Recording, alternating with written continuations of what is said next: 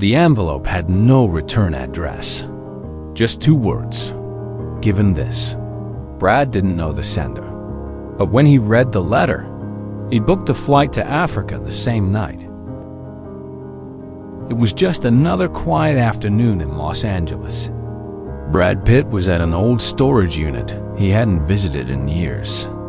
Dust clung to boxes that hadn't been touched since the early 2000s.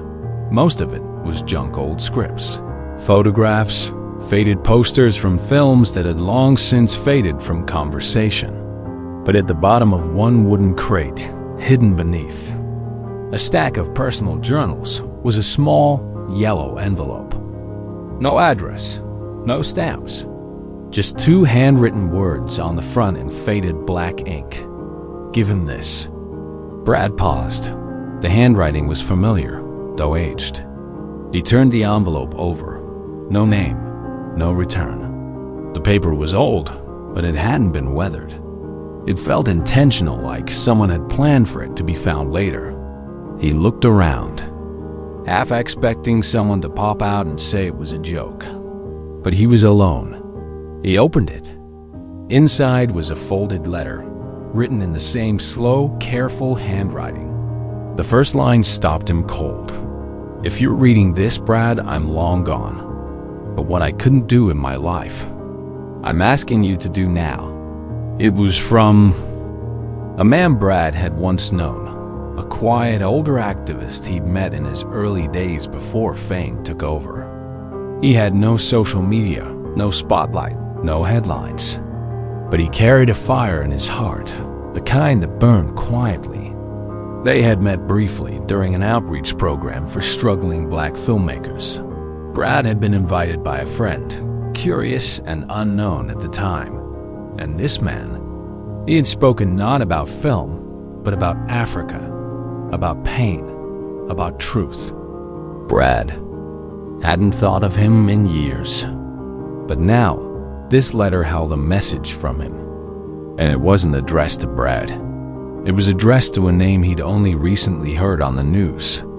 A name that was rising fast in headlines around the world. Ibrahim Traoré. Brad sat on a folded chair inside the storage unit, reading the letter in silence. The deeper he went, the heavier his chest felt. The letter wasn't political. It wasn't about fame or power. It was personal. A story of betrayal. Of a promise made to the people of Burkina Faso during the days of revolution. Of voices silenced. Of dreams buried in fear. And now, decades later, the writer believed one man had risen who might carry that dream. I've watched him. The letter read, and though we've never met, I know what I see. There's fire in him, Brad. The same fire we had. But if no one tells him the history, if no one gives him the truth, he'll be fighting with half a sword. Brad felt the weight of it. He had no idea why the letter had been left for him. He wasn't a politician. He wasn't an activist. He wasn't African.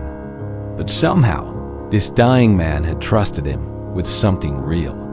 He could have mailed it, sent it to the embassy, given it to a journalist, but no. He had trusted Brad to do it personally. That night, Brad didn't sleep. He sat at his kitchen table with the letter in front of him, reading it over and over. A quiet fire began to rise in his chest, not the fire of Hollywood fame, not the adrenaline of a red carpet, but the kind of fire that only comes when something real finds you. By morning, he had made his decision. No press, no interviews, no team. He booked a single flight to West Africa. No assistants. Just him, the letter, and the weight of a dead man's final request. When Brad landed at the small regional airport in Burkina Faso, the air hit him different. It wasn't just heat. It was something heavier, something older. The people at the airport didn't notice him at first. He wore a simple shirt, a cap pulled low, no cameras, no entourage. And he liked it that way. He had arranged for a local translator to meet him, a calm, middle-aged man named Amadou, who had no idea who Brad Pitt really was. But Brad didn't need to be someone here. He just needed to find Ibrahim Traoré. But getting a meeting wasn't easy. Traoré was surrounded by security, advisors, schedules packed tighter than a film premiere. He was busy, and Brad didn't come with an official badge. But fate has its own way of working when something needs to happen. 3 days later, Brad was given a time. He agreed to meet you privately, Amadou said quietly. No press, no announcement. Brad nodded. He took a deep breath, the letter safely tucked inside his coat.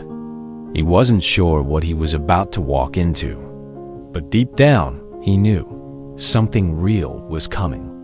And it wasn't about him. It was about what was in that letter. The room was small. No cameras. No guards inside. Just 2 chairs, 1 table, and the sound of distant wind brushing against the window. Brad stepped in quietly, nodding to the man who waited for him. There sat Ibrahim Traoré, calm, focused, watching Brad with the eyes of someone who had seen too much, too fast. He didn't move. He didn't speak right away. He simply studied the man in front of him, not as a celebrity, not as a guest, but as a man with purpose. Brad took a deep breath and slowly removed the letter from inside his coat. He didn't hand it over just yet. I know this is unusual, Brad said gently, but I came a long way because of this. Traoré leaned forward slightly, still silent, still listening. This letter was left for me by someone who once believed in something bigger than himself, Brad continued. He wanted it to reach you, personally. Only then did he place the letter on the table, sliding it gently toward Traoré. The room stayed still for a few seconds. No one moved. Not even the air seemed to shift. Finally, Traoré reached out and picked up the envelope. He looked at the handwriting, just like Brad had days earlier. There was no name, no explanation, only the energy of something unfinished. Without a word, he opened it. As he read, the room changed. His eyes didn't blink often, but his fingers tightened slightly at the edges of the page. The further he read, the deeper his shoulders sank. Brad didn't speak. He just watched. He could see it, the slow unraveling of old wounds in Traoré's face, the way his breath paused at certain lines, the way his jaw clenched as memories were triggered, not from his life, but from a history he had inherited. And when he reached the end, Traoré gently set the letter down on the table. He looked up at Brad, but this time with something different in his eyes. Not judgment, not suspicion.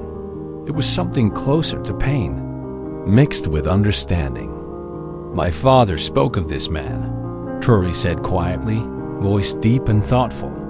Long ago. But he never said he left behind anything like this. Brad nodded.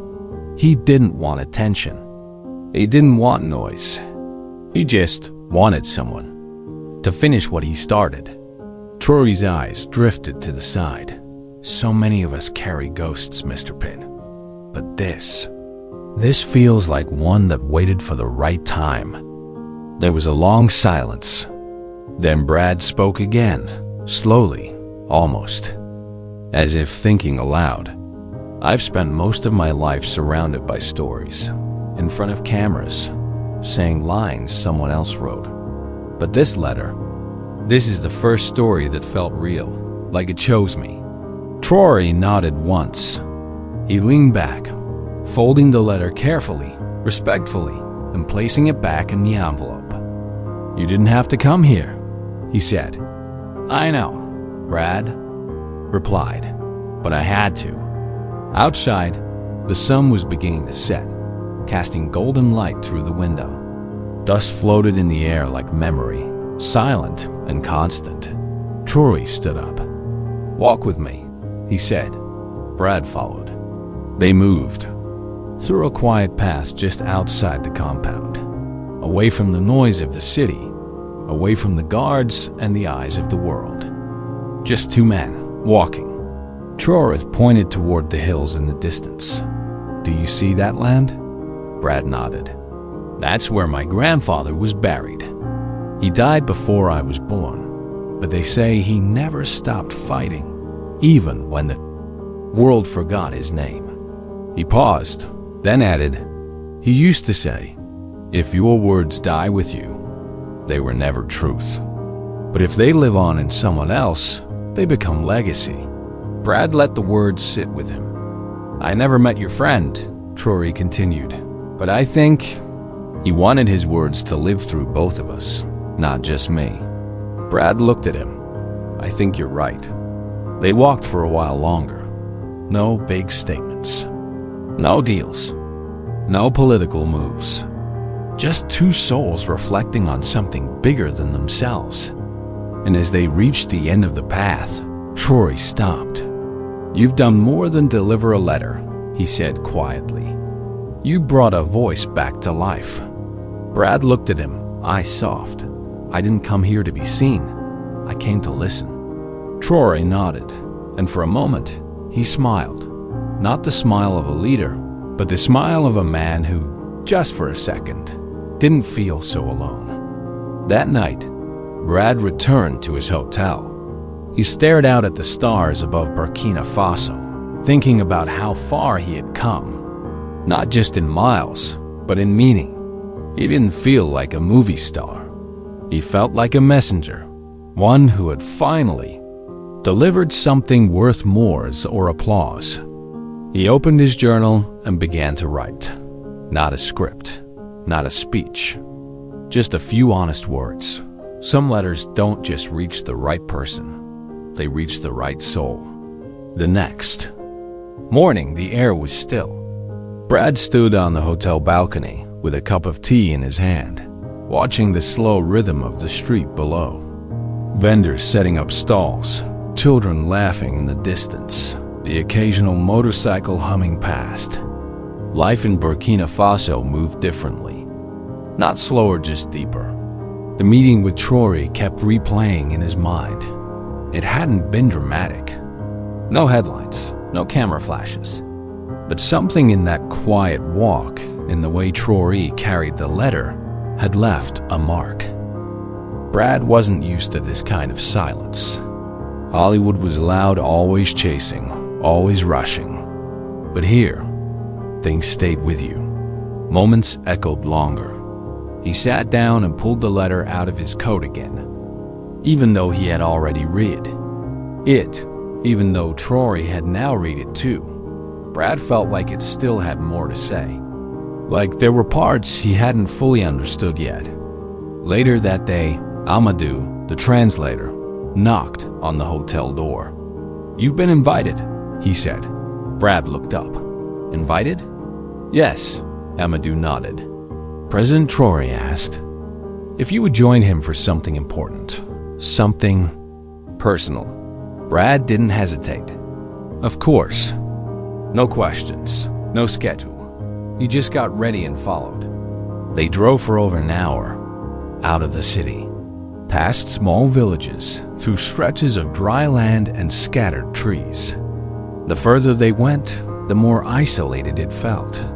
Until finally, they stopped near a low hill surrounded by flat plains. There was no building, no official site, just a large flat stone under the shade of a tall tree. A few people waited there, older villagers, dressed simply, standing quietly. Among them, Traoré. He greeted Brad with a calm nod. "This is where my grandfather is buried," he said softly. "He never had a grave, but this stone marks the place." Brad stood still, unsure what to say. Traoré continued, "I don't bring many people here, only the ones who understand." He knelt and placed the envelope, the letter, on the stone. The villagers bowed their heads. And for a moment, there was only the wind. After a while, they sat on nearby wooden benches. Traoré looked out at the horizon and began to speak. "I was 16 when I first read about Thomas Sankara," he said.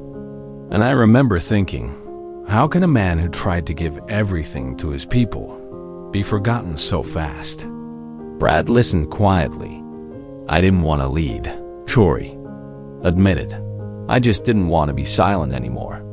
He turned to Brad. "Your world and mine, they don't usually meet, but this letter, it sticks them together." Brad nodded. "I've played a lot of roles, but this is the first time I feel like I'm not acting." There was no reply, just a shared silence full of weight and peace at the same time. Later that evening, they returned to the city, but something had changed between them. There was no longer that awkward space between a movie star and a president. They weren't symbols anymore, just two men pulled together by the voice of someone they both respected. Before Brad left, Traoré handed him a small wooden box. "This belonged to my grandfather," he said. "It's empty now, but when you go back, fill it. Not with gifts, with truth." Brad held the box carefully. "I will." Traoré added one final thing. "You didn't just carry a letter. You carried a fire. Don't let it go out." Brad's flight was quiet. He sat near the window, the wooden box resting on his lap, and stared into the clouds. His thoughts weren't on movies, premieres, or interviews. They were on that hill, that stone, that letter, and the look in Traoré's eyes when he said, "You brought a voice back to life." Brad closed his eyes and whispered under his breath, "I hope I did it right." But somewhere deep inside, he knew. He did. The plane landed in Los Angeles just after midnight. Brad stepped out quietly, wearing the same shirt he'd worn when he arrived in Africa. No cameras waited for him. No reporters. No noise. Just a quiet terminal and the weight of something deeply personal in his hands. He didn't go home right away. Instead, he drove to the edge of the city, to a place most people wouldn't expect to find him, a small, underfunded community, center tucked between old apartment buildings. The kind of place he once visited years ago, before the fame, when he still believed every little action could mean something. He sat in the parking lot for a long time, the wooden box from Traoré resting on the passenger seat. And then, slowly, he went inside. The next few weeks were quiet, but purposeful. Brad started to reconnect with the things he used to believe in, not the stages or spotlights, but the people, the stories, the truths that never needed cameras to matter. He began writing letters, not for films, but for people he met, with students, young creators, activists. He opened that same wooden box each time, not to give anything, but to invite people to leave something. A quote, a dream, a fear, a truth. Within weeks, the box was no longer empty. It held dozens of folded papers, quiet voices from people who had no platform, no followers, no awards, but plenty of fire. One evening, Brad was invited to speak at a small gathering. Nothing fancy, just a room full of young people hungry for something real. He wasn't sure what to say, but as he stepped up to the front, the box in his hands, he looked around and simply said, "I carried a letter once, from a man who believed that truth should never die in silence." He paused. I delivered it to someone who didn't need power. He was power. And what he taught me was this: we all carry something that can change the world, but most of us bury it.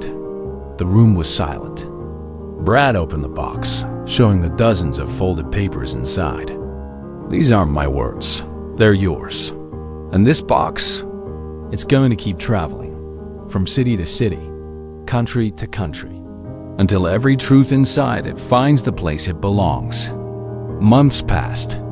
The wooden box, now known as the Truth Box, began appearing in unexpected places. In Ghana, in Detroit, in small towns and quiet schools. No logos, no names, just a box and an invitation. Leave something real. And every so often, Brad would receive a quiet message. Sometimes a photo, sometimes just a sentence. Your box saved my life. I told the truth for the first time today. Thank you for reminding me I matter. Meanwhile, back in Burkina Faso, Traoré kept the original letter in a frame above his desk. He didn't mention it in speeches. He didn't post about it. But every time a tough decision crossed his path, every time the world tried to pull him toward power instead of purpose, he would look at that letter, take a deep breath, and remember what it said. The real revolution is the one that happens inside. And the ones who carry it forward may never be famous, but they'll never be forgotten. One quiet evening, Brad sat alone on a hill near his home, watching the sun sink into the horizon. He thought about how strange life was, how a dusty envelope in a forgotten box had led him to a man across the world, and how that one meeting had changed the course of his soul. He pulled out his journal, the same one he started in Burkina Faso, and wrote a final note on the last page. Fame fades. Fire doesn't. I didn't find the letter. The letter found me. If this story touched something deep in you, like, share, subscribe for more stories that carry truth beyond headlines. And tell us in the comments, what would your letter say if the world was finally ready to listen? Sometimes the letter we carry isn't written for us, but delivering it is what heals us. Because some truths don't need to be understood, they just need to be passed on.